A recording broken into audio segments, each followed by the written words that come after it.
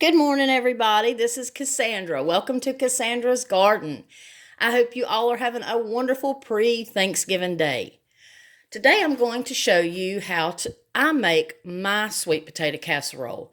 I have made thousands, literally, of different versions of sweet potato casserole.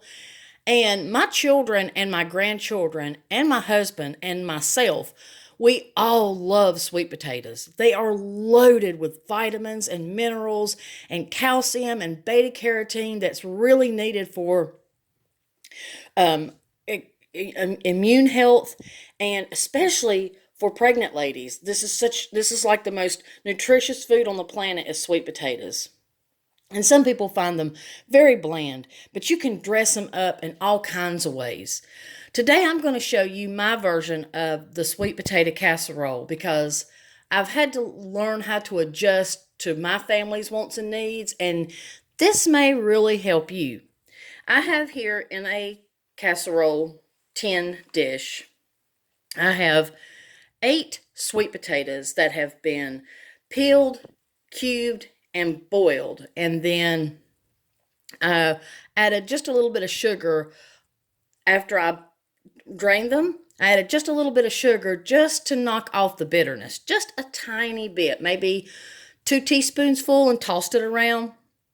And after it cooled, I just simply put it in this casserole dish, and I have already cubed up a half a cup of real butter, and I only use real. Don't use margarine. It's just really not good for you. So a half a cup is 1 stick of real butter. And we're just going to get started here. So I don't have to use eggs because I'm not mashing them up. My children and my grandchildren don't like the consistency and the texture of a mashed sweet potato. So we don't have to use eggs in this recipe, and you can make this ahead of time, stick it in the fridge, and then when it's time to bake, just simply put it in the oven. To this, I'm going to, I also greased thoroughly, very liberally, I greased my pan with vegetable spread, which in the form of Crisco. I'll just tell you that right now. And I did it very lightly just so everything wouldn't stick. So we're just going to get started. To this, I'm going to add a half a cup of brown sugar. And you just liberally, and my hands are very clean, but you can use gloves too if you're cooking for a mass majority. And a half a cup of granulated white sugar. I'm just going to sprinkle it about.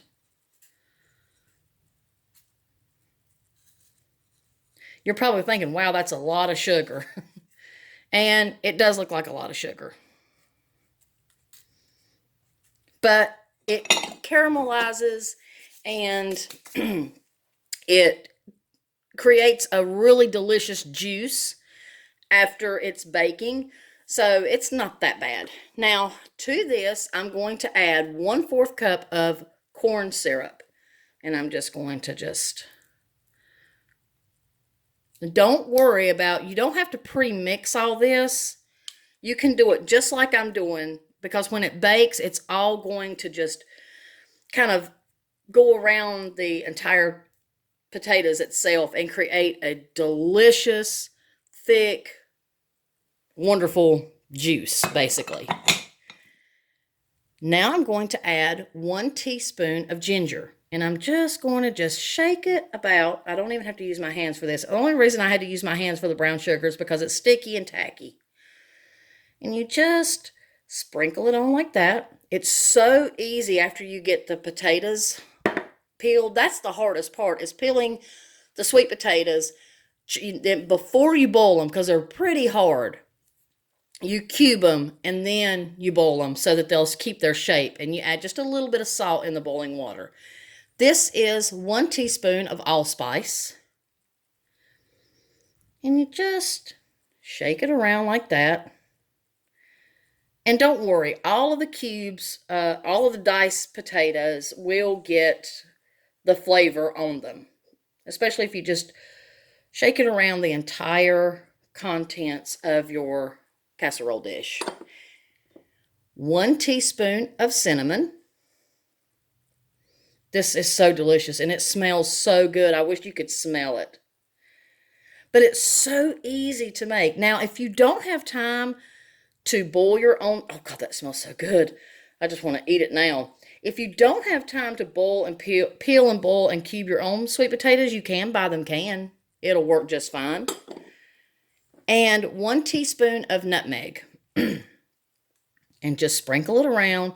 And don't worry, as this bake, it gets really juicy, and the little bit of corn syrup that I added makes a really nice kind of like syrupy paste, and it's just delicious. And everything has a lot of flavor. So you don't have to worry about that.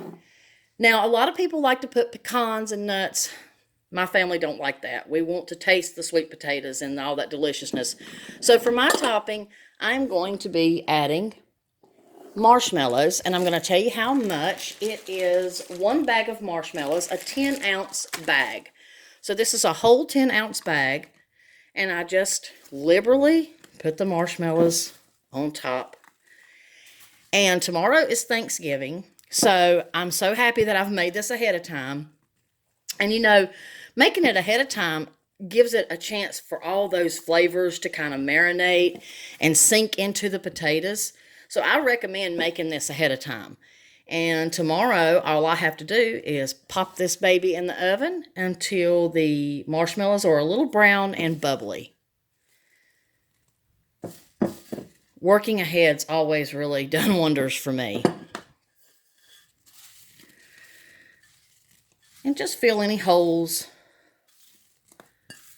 You can make this a day or two ahead of time. And the longer that you make it ahead of time, the better it tastes, because it gives all those spices and sugars a chance to just kind of marinate and just be really delicious. So I'm going to put this top over it. I'm going to pop this baby in the fridge, and it's going to sit and just kind of marinate in that wonderful juice I created with the corn syrup and the sugar, and it's going to be so delicious. Even my 6-year-old granddaughter loves this. It's sweet, but not too sweet. It has just enough spice in it to help you appreciate those wonderful fall spices. And it's also healthy, because the sweet potatoes are very healthy. So the whole family loves this. This is really small. I usually get fussed at because I don't make enough of these, but I have enough to cook. So they just have to deal with it. I'm going to let this sit in the fridge, pop it in the oven tomorrow, and it is going to be amazing. I hope you enjoyed this. This is my own recipe that I've tweaked and did trial and error, and I've made lots of failed sweet potato casseroles, but this is a no-fail. This is easy, it's delicious, and I think that you and your family will enjoy it too. Happy Thanksgiving, everyone, and happy gardening.